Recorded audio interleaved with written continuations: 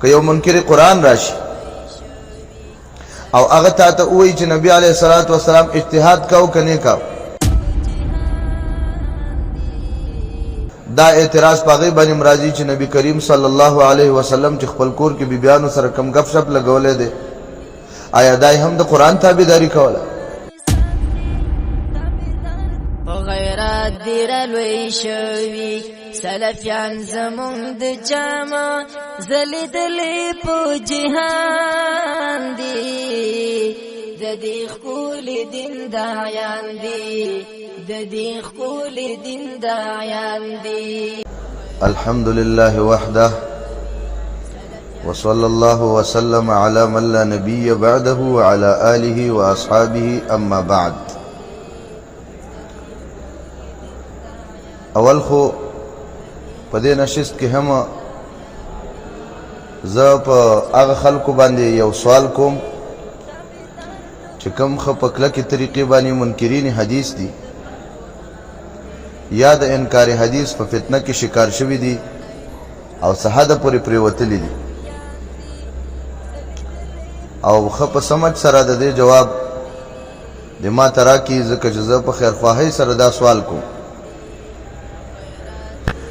چې هغه محدثین علما لکه امام بخاری،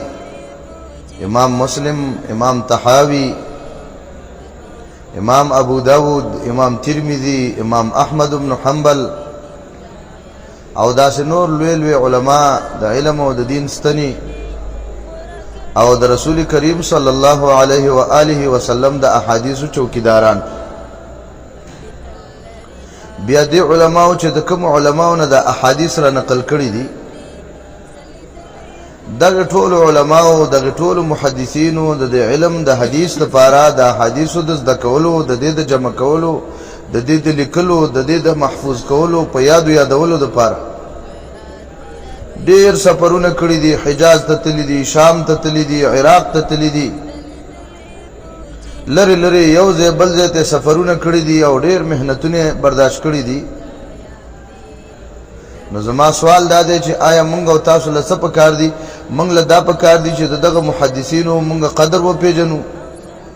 او دغه شکریه ادا کو، او کنه د دې په ځای باندې الټه په دغه محدثینو مونږ باندې مونږ بدګماني وکړو چې یاره دوی دا کم کار کړی دی، دا ټولې دروغ ویلي دي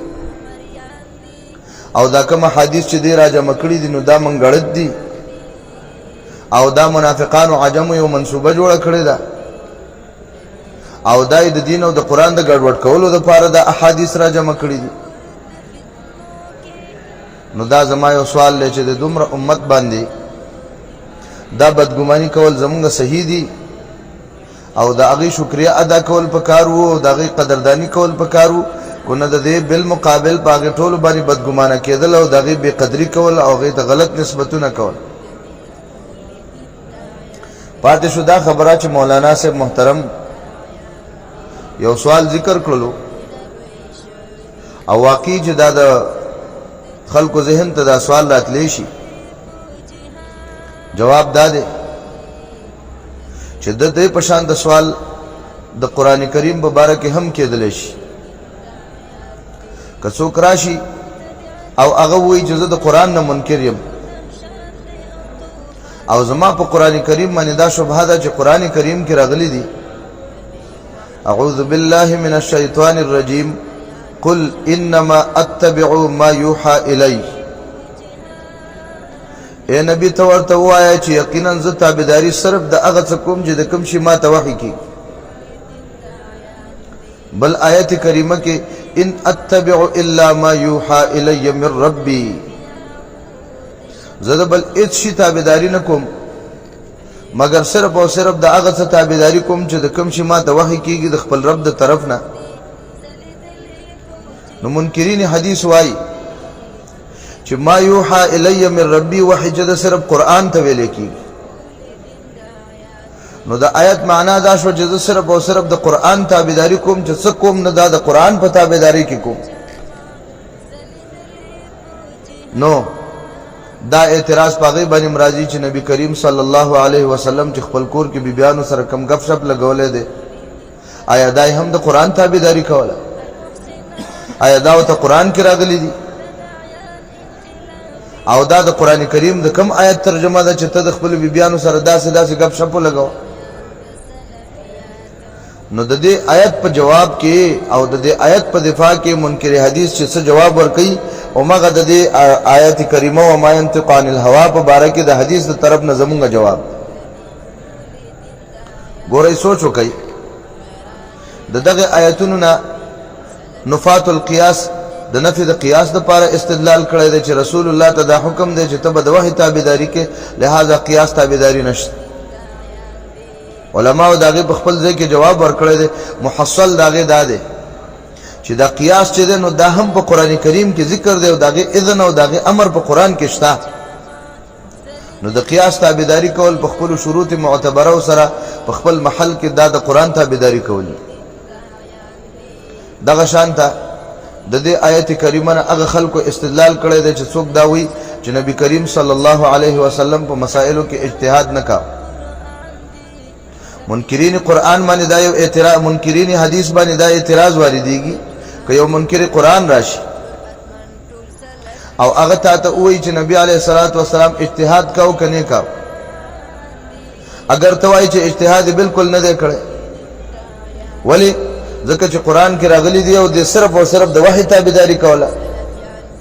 نو په دې خبره کې خو منکر حدیث په دې وجه راګیریږي چې د قرآن کریم کې موجود دي چې رسول کریم صلی الله علیه وسلم بعض اجتهادونه کړي دي او باقي کې خطا شوی هم دي. لکه دا آیت کریمه وګوره چې عبس وتولى،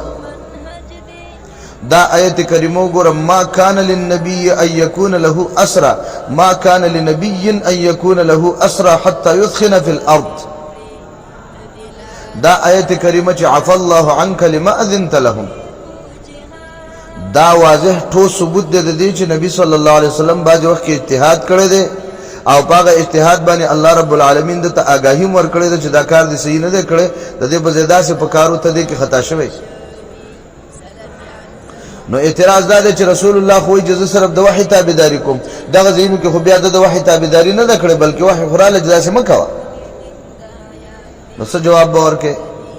چې د دې اشکال نه تاسو جواب ورکړلو نو د احادیث په باره کې بعینه او مغه جواب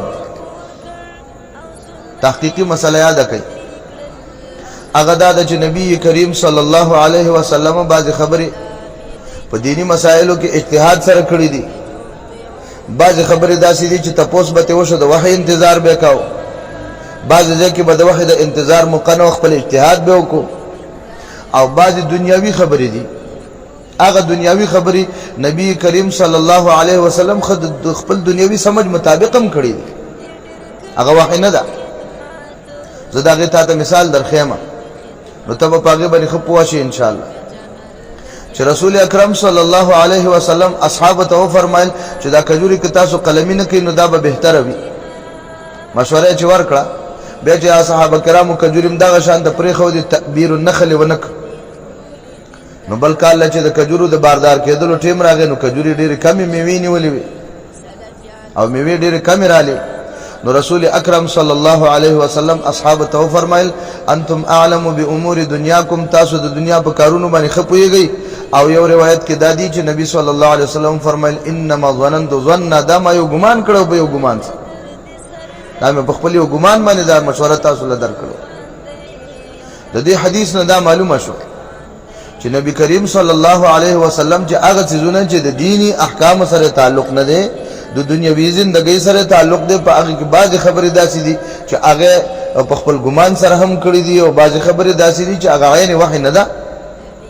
وما ينطق عن الهوى ان هو الا وحي يوحى، معنا دا ده چې کوم خبرې چې د دین سره تعلق ساتي، د عبادتونو سره د الله تعالی د احکام سره تعلق ساتي، په دې کې هغه یو خبره هم د خپل خواهش نه ده کړې چې قران ویلې دی د الله د طرف نه ویلې دی او چې حدیث ویلې دی نو هغه هم د الله د طرف نه ویلې دی. ان هو الا وحي يوحى، زه د الله رب العالمین نه دا امید ساتم چې اوریدونکو ملګری او کتونکو ملګری زمونږ په دې خبرو باندې پوه شي او د دې چې کوم اشکال دی دغه ازاله د دې د ذهنونو نشوي. الله سبحانه وتعالى دې په صحیح دین باندې موږ او تاسو ټول ته استقامت نصیب کړي. وصلی الله وسلم علی محمد وعلى آله وصحبه.